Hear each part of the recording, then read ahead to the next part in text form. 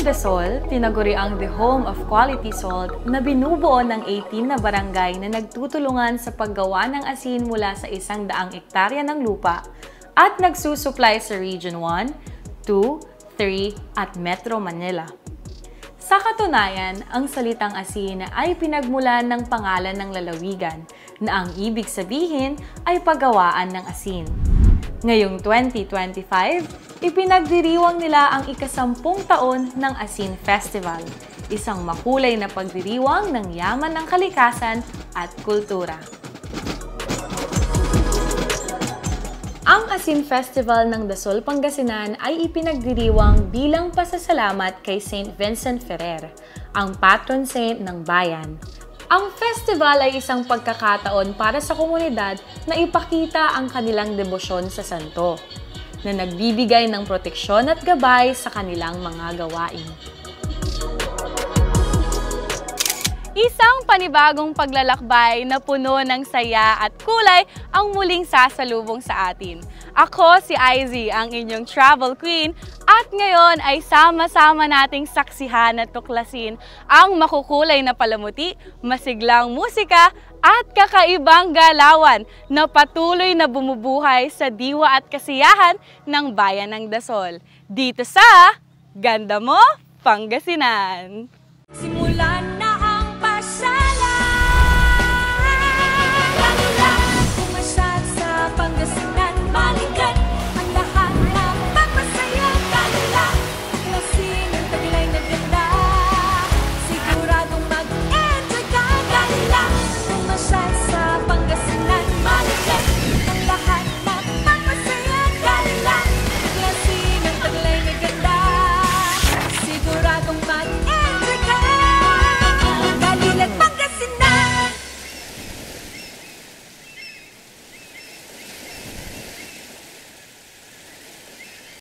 Tulad ng asin na nagbibigay lasa sa ating mga pagkain, ang masusing paghahanda ay naganap upang matiyak ang isang dekalidad na pasimula ng kanilang piyesta, na tiyak na tatatak sa panlasa ng mga Dasolano at mag-iiwan ng hindi malilimutang alaala sa mga bisita.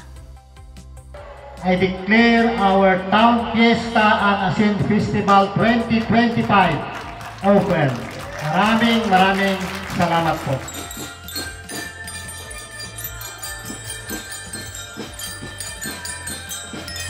Formal na binuksan ng kanilang butihing mayor ang Town Fiesta at Asin Festival 2025 sa pamamagitan ng kanyang masiglang pagbati. Sa pagbubukas, tampok ang mga iba't ibang paaralan ng bayan, gayon din ang mga government officials at maging mga non-government organizations gaya na lamang ng Salt Maker Association, senior citizens, at iba pa.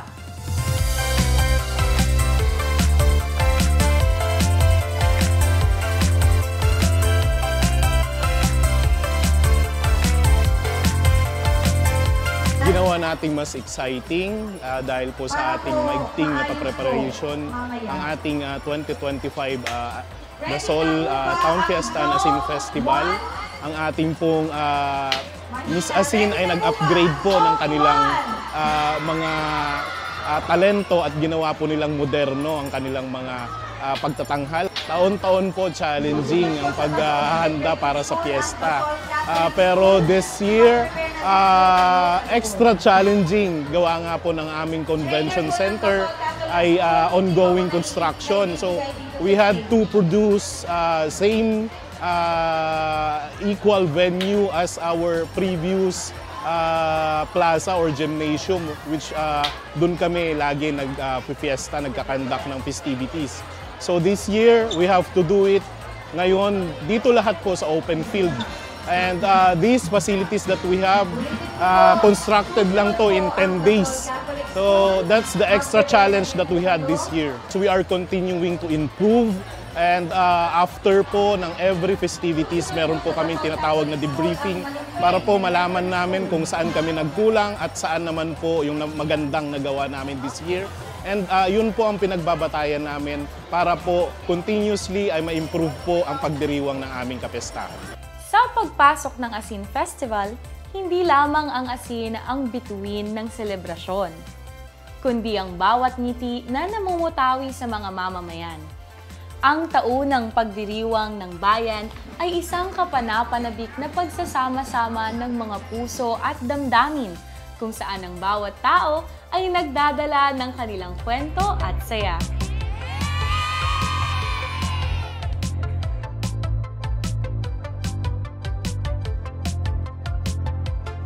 Kasabay ng makulay na pagsisimula na puno ng ligaya at inspirasyon, sama-sama nating ukitin ang bagong kabanata ng kanilang kultura at tradisyon sa pamamagitan ng nakakaindak na mga performances na hatid ng kanilang drum and lyre sa isang eksibisyon.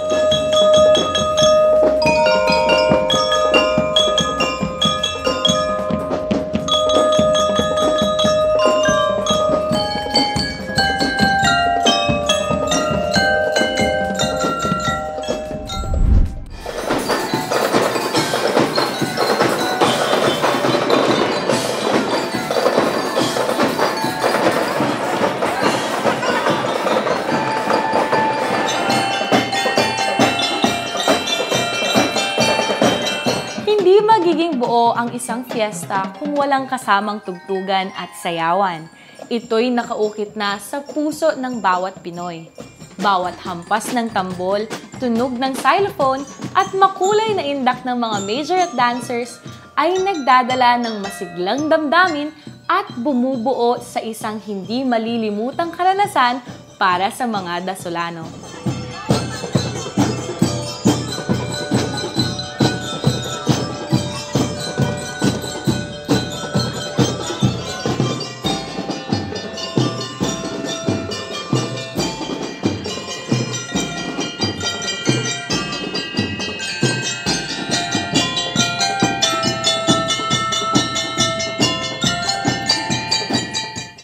Kalahok sa Drum and Lyre Exhibition ay mula sa 5 mga paaralan sa bayan: Don Marcelino Jimenez Memorial Polytechnic Institute, Eguia National High School, Dasol Elementary School, Dasol National High School, at Dasol Catholic School Incorporated.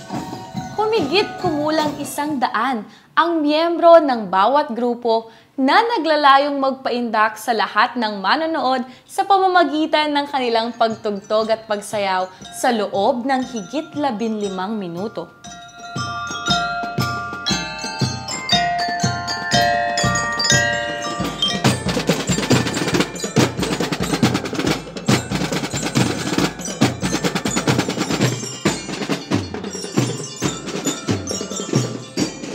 Ang Drum and Lyre Exhibition ay nagdadala ng kasiyahan sa mga tao. Ito ay nagsisilbing atraksyon ng fiesta at nagbibigay ng masayang karanasan sa lahat.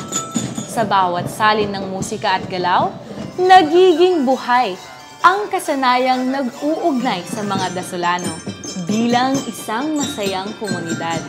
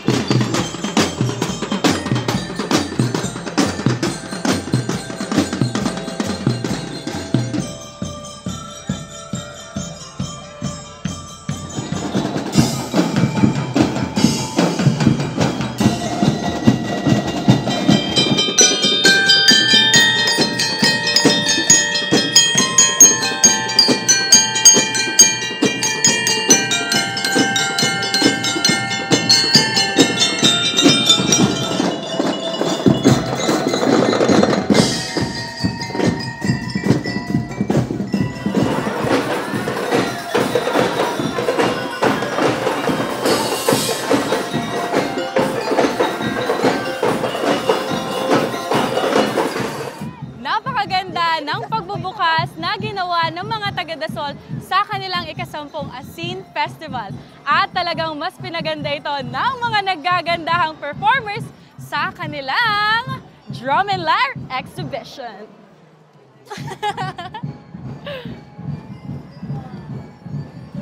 Sa ating pagbabalik, handog sa atin ng mga taga-Dasol ang kanilang kahanga-hangang talento sa pagsayaw. Siguradong magiging espesyal ang karanasang ito dito sa Ganda Mo, Pangasinan!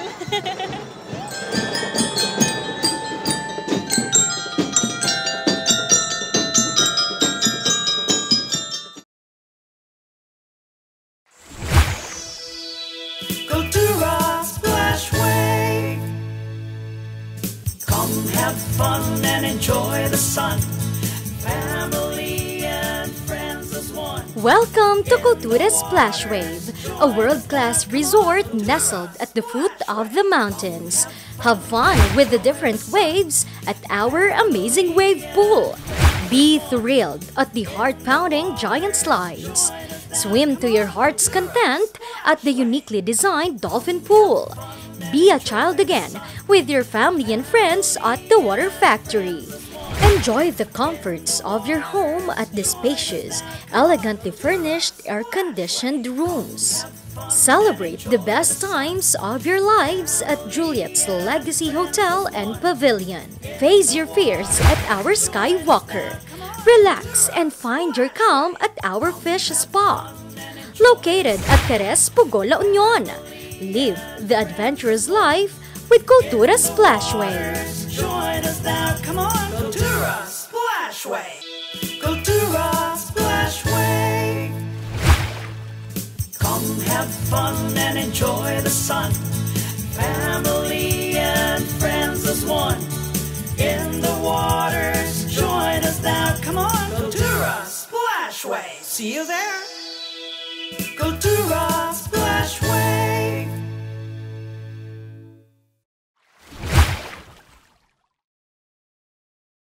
Pangasinan!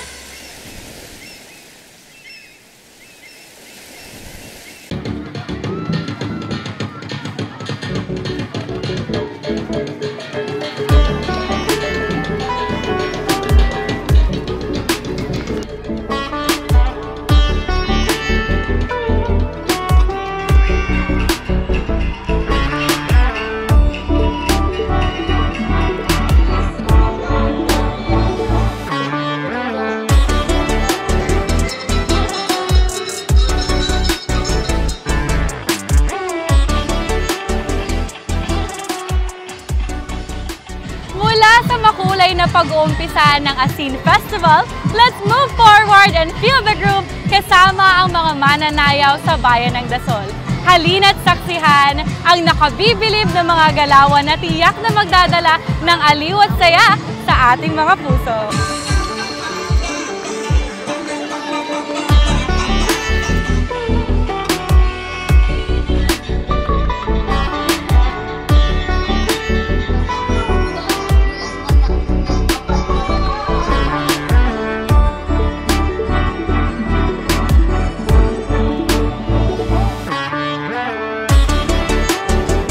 Isa sa mga inaabangan at kinagigiliwan taon-taon sa pagdiriwang ng Asin Festival ng mga Dasolano, ang Creative Dance Exhibition na pinagbibidahan ng mga cute na bulilit.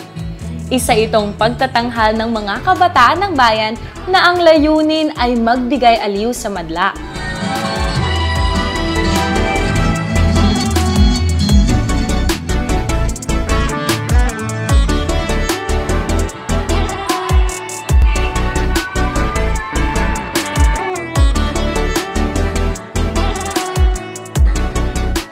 Mula sa kanilang tradisyonal na kasuotan at naggagandahang mga props, bawat sayaw ay may bit-bit na kwentong nagpapakita sa pagmamahal ng musikang Pinoy with a modern twist.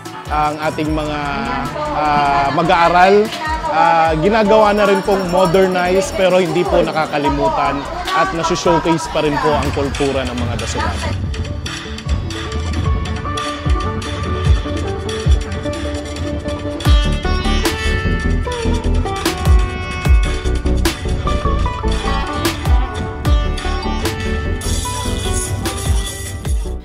Bawat pitik at indayog ng kanilang mga katawan, you will truly be amazed sa galing ng mga taga-Dasol sa katawan. Ang sining ng kanilang sayaw ay filled with passion and dedication na siguradong mapapawaw ka talaga.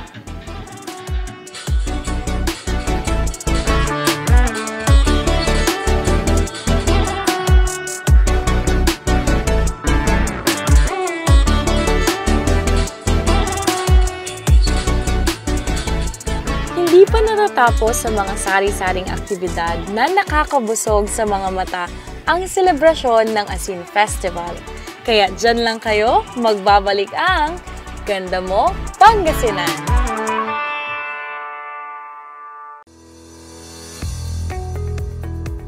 Looking for a place to stay in Baguio City? Find your calm at Hotel Supreme. A good dip at their pool.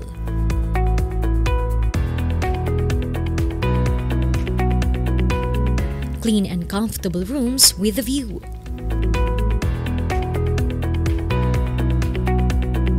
Accommodating staff.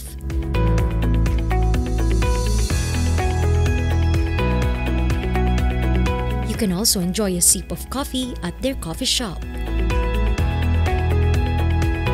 Good food for a good mood at their restaurants. Spacious halls for events, and many more. A perfect balance of business and relaxation, all at Hotel Supreme.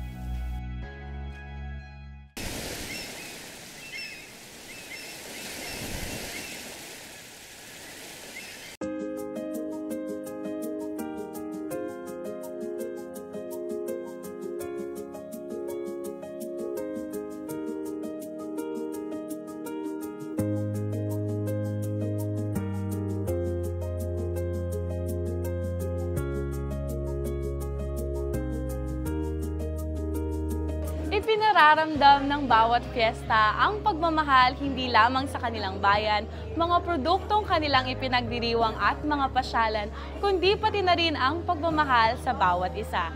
At dito sa bayan ng Dasol, love is in the air nga naman talaga dahil sa pag-iisang dibdib ng mga magkakasintahan sa kasalang bayan.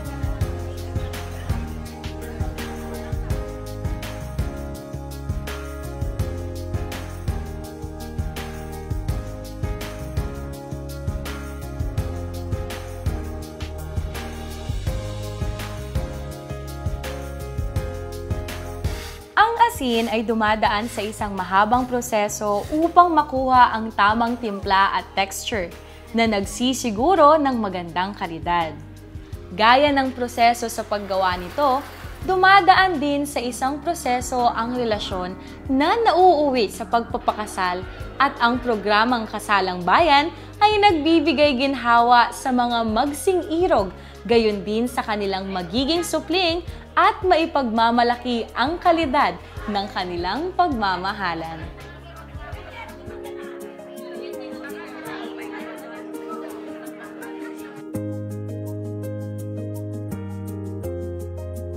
Tinatanggap niyo ba ang inyong magiging asawa na maging legal niyong asawa ng buong pagmamahal at karangalan?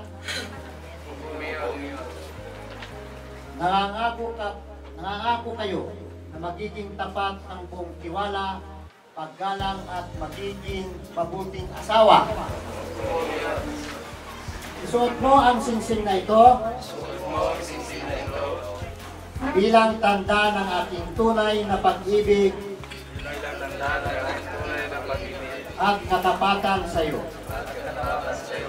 Mangyaring panatilihin mo at ingatan mo ang singsing na ito sapagkat ito ang simbolo ng ating pagmamahalan magpakailanman sa karamdaman at kalusugan, sa yaman at kahirapan, sa kaligayahan at kalungkutan, hanggang kamatayan ang maghiwalay.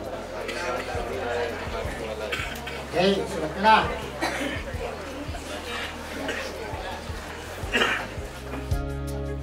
Mag-isahin kayo bilang mag-asawa. Ito yung sumasabisang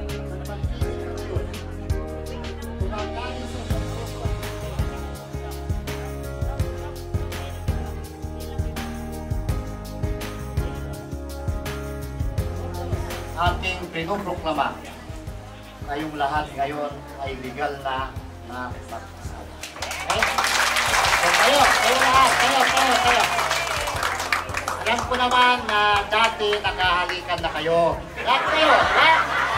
Pero ito yung unang legal kiss nyo. Ito na legal na ito dahil kasal na kayo. Nung nakaraan, hindi ka legal yun. Okay? So, picture.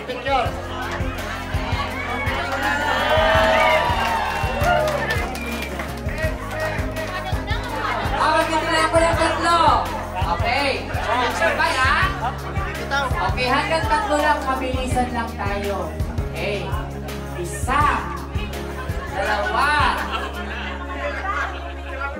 2, 3. Masakit.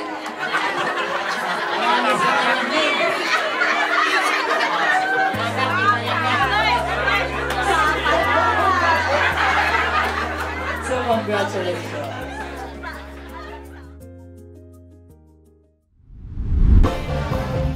Speaking of pagmamahalan, mapapamahal ka talaga sa bayan ng Dasol dahil mula umaga hanggang gabi, ramdam ang pagkakaisa na pinagbubuklod ng musika at indakan.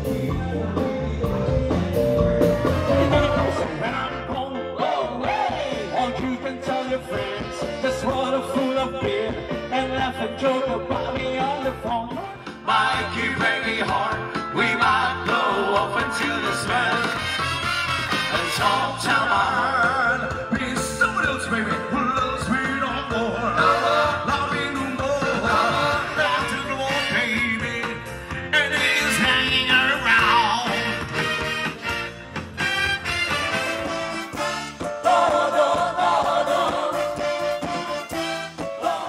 Bubungad naman ang isang orkestrang bumubuhay sa isang gabi na nagpapaalala ng tunay na diwa ng kanilang kapiestahan. Ang panahon ng pasasalamat sa biyaya't tagumpay na nakamit ng bayan.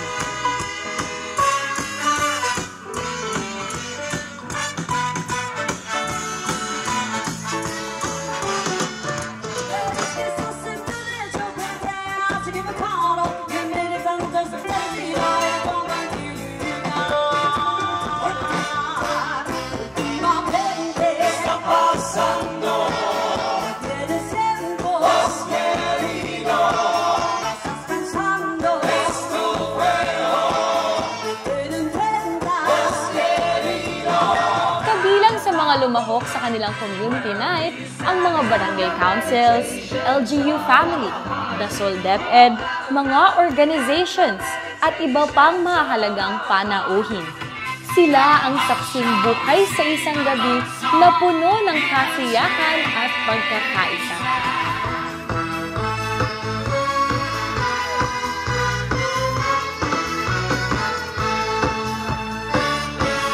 Awat pun tinumaan kung kaay ayun mas.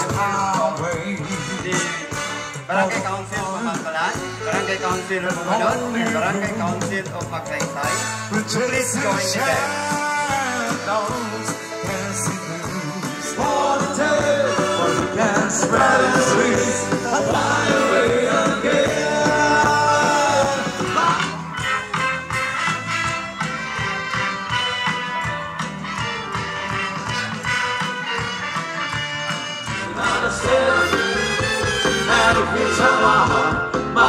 Talaga namang puno ng kasiyahan kung ang lahat ay sama-sama.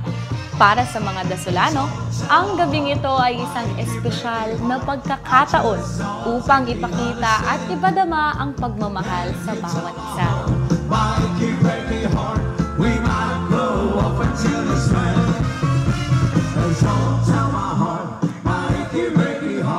I just don't think you'll understand.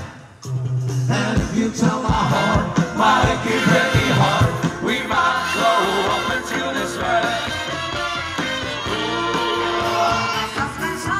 Esto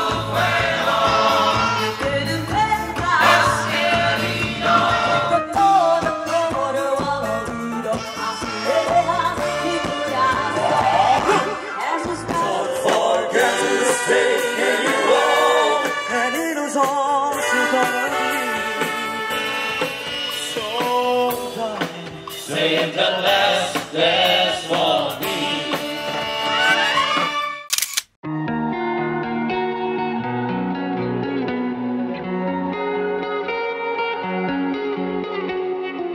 Sa pagdiriwang ng ika-10 taon ng Asin Festival, muling pinatunayan ng komunidad ang kanilang kayamanan at ganda ng kanilang pamana at kaugalian. Ang selebrasyong ito ay nagsisilbing patunay ng kanilang pagkakaisa at debosyon na nagbibigay diin sa kahalagahan ng pagkilala at pagpapanatili ng kanilang mayamang kasaysayan. Mula sa masiglang pagbubukas ng programa, dynamic na drum and lyre exhibition at kahanga-hangang mga sayaw, ang bawat bahagi ng pagdiriwang ay puno ng ligaya at inspirasyon. Ang kasalang bayan ay nagbigay ng pagkakataon sa mga magkasintahan na ipagmalaki ang kanilang pagmamahalan, habang ang gabi ay puno ng kasayahan at pagkakaisa ng mga taga-Dasol. Ito ang tunay na diwa ng Asin Festival, isang selebrasyon ng yaman ng kalikasan, sining at pag-ibig. Dito sa Dasol, ramdam mo ang pagiging bahagi ng komunidad. Tunay ngang ganda mo, Pangasinan! Lively and all is smiley. Ito ang ipinakita ng mga Dasolano na aking nasaksihan sa kanilang pagdiriwang ng Asin Festival. Isa sa pinaka na-enjoy ko sa paglalakbay ang pagbisita sa Asin Farm. Mainit man at nababad sa araw, ang pagbisita ko rito ay nagmulat ng aking isipan ukol sa mabusisi at masalimuot na proseso na nangangailangan ng tamang kondisyon ng kalikasan at masusing pag-aalaga. With all those efforts, we can really say that Dasol is indeed the home of the quality salts. Ang paggawa ng asin ay may malaking kontribusyon sa ekonomiya ng mga Dasolano, making it a second-class municipality. Nalaman ko sa piyestang ito na hindi lamang sa pagkainan nagbibigay lasa ang isa sa mga pangunahing sangkap na gamit natin sa pagluluto. Dahil ang asin na main product ng Dasol ay maaari ring maging dahilan ng pagdiriwang ng isang bayan.